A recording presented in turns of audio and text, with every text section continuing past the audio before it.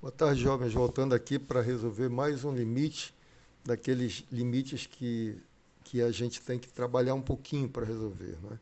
Dessa vez eu voltei numa função racional, função racional é uma função que é a razão de dois polinômios, né? Então, se você... Deixa eu voltar um pouquinho aqui. Se eu quiser, por exemplo, calcular o limite, esse mesmo limite, deixa eu colocar aqui, esse mesmo limite, preste atenção. Limite de 2x ao quadrado menos x menos 1. Só para a gente comparar. Quando x tende a 2, por exemplo, a zero, vamos colocar zero que fica mais fácil de fazer a conta. A zero. Então, se eu substituir o zero, vai dar zero, zero e menos 1 no numerador, não é isso? Fica assim, menos 1 no numerador. Se eu substituir por zero aqui, fica zero menos 1 no numerador também. Menos 1 dividido por menos 1 vai dar 1, tá certo? O número dividido por ele mesmo é igual a 1.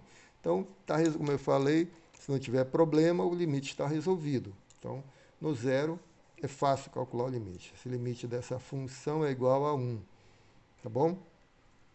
Porém, você observa aqui que no denominador ele indica que o 1 não está no domínio dessa função. A função não está definida no 1.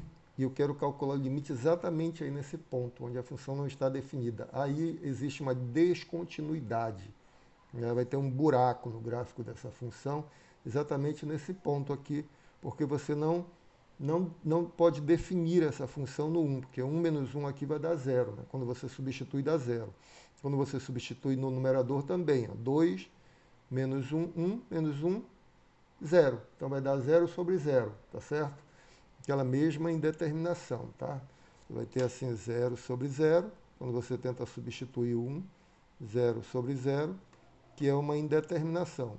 Mas como eu já falei na aula, e até no exemplo anterior, no vídeo anterior, se você tem zero sobre zero, isso significa que esse número é raiz do polinômio do numerador, porque ele vai zerar o polinômio, e também é raiz do polinômio do denominador, porque zera o polinômio. E aqui fica muito claro, né? 1 menos 1, zero, né?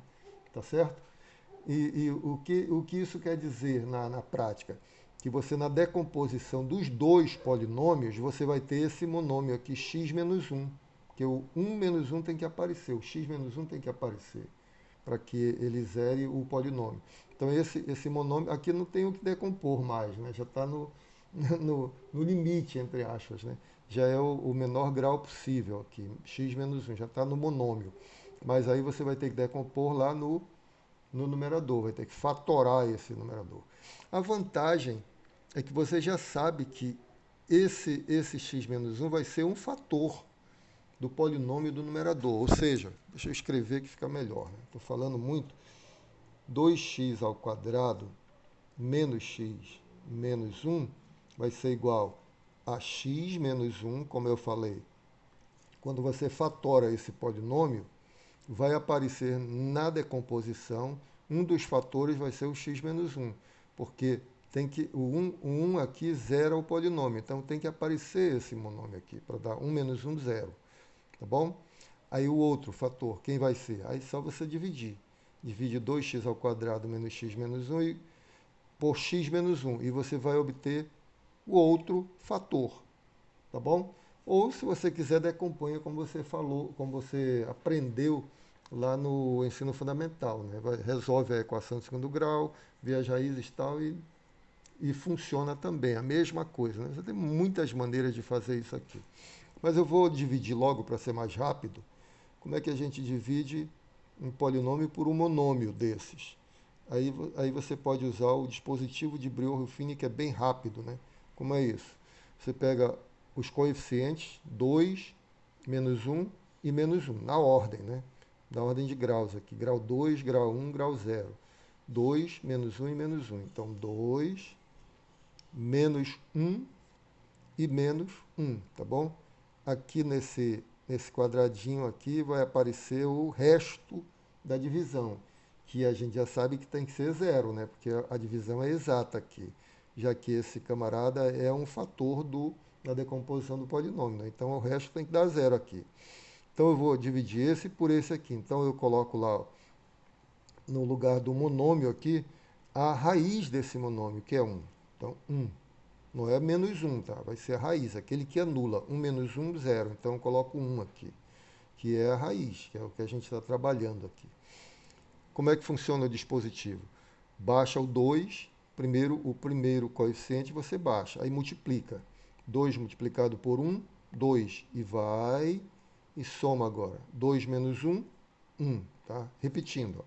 2 multiplicado por 1, 2, 2 menos 1, 1. Agora faz o mesmo procedimento. Multiplica 1 multiplicado por 1 dá 1, aí menos 1, 0. Tá bom? Repetindo. 2 menos 2 vezes 1, 2, menos 1, 1. Aí 1 multiplicado por 1, 1, menos 1, 0. Isso é a mesma coisa que fazer aquele dispositivo grandão, tá? Se você fizer aquela divisão grandona, vai dar a mesma coisa. Mesma coisa que eu digo, aqui era grau 2, quando você divide por um grau 1, vai restar grau 1, porque a soma 1 mais 1 tem que dar 2, dos graus, né? Tem que dar um grau 1, porque grau 1 mais grau 1 vai dar grau 2 na multiplicação.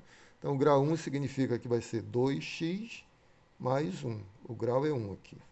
Portanto, o outro fator aqui é 2x mais 1. Tá bom?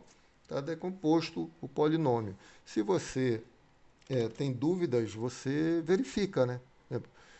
O termo x quadrado, 2x vezes x dá 2x quadrado. O termo independente, menos por mais dá menos, 1 multiplicado por 1 dá 1. O termo em x, 2x vezes menos 1 dá menos 2x, menos 2x mais x, menos x. Então, tudo certinho. É só multiplicar que você vê que é isso mesmo. Agora, o que nós vamos fazer? Vamos voltar para o limite, substituir o polinômio pela sua forma fatorada, né?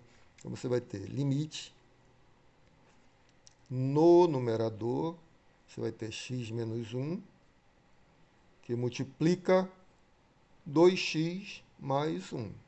E no denominador não há o que fazer, né? X menos 1, quando x tende a 1. Aí você já pode ver, pode vislumbrar que seu problema se acabou, né?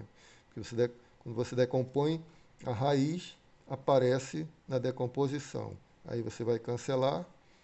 Como eu falei, a gente adora fazer isso, cortar, né? Esse dividido por esse dá 1. Aqui vai ficar 1 também. Fica só o 2x mais 1, né? Então, no final das contas, no final da história, você tem limite da função 2x mais 1 quando x tende a 1. Tá certo? E agora, você resolveu o problema do zero no denominador, é só substituir.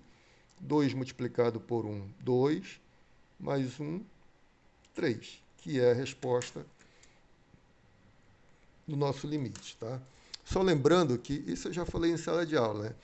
Quando você divide esse polinômio por esse, você obtém 2x mais 1. Né? Isso significa o quê? Que, algebricamente, essa expressão toda, é a mesma que esta. Tá bom? Exceto pelo ponto, e no caso do geométrico, exceto pelo ponto 1, porque aqui você não tem solução para 1. Né? 1 menos 1 dá 0 no denominador. E aqui você tem. 1 você pode substituir tranquilamente. Então, os gráficos, todos os outros pontos, eles vão ser iguais, exceto no 1. Então, o gráfico dessa função é o mesmo gráfico dessa, exceto por esse ponto. Tá bom? Então, você vê que o gráfico dessa função vai ser uma reta, porque o gráfico da outra também é uma reta, mas essa aqui vai ter um buraco. Essa aqui não, porque é uma função contínua, tá bom? O resultado aqui é uma função contínua, mas aqui vai ter um buraco no 1. Então, se você fosse fazer o gráfico, ficaria assim. Vou fazer rapidinho, hein? Aqui você tem essa função.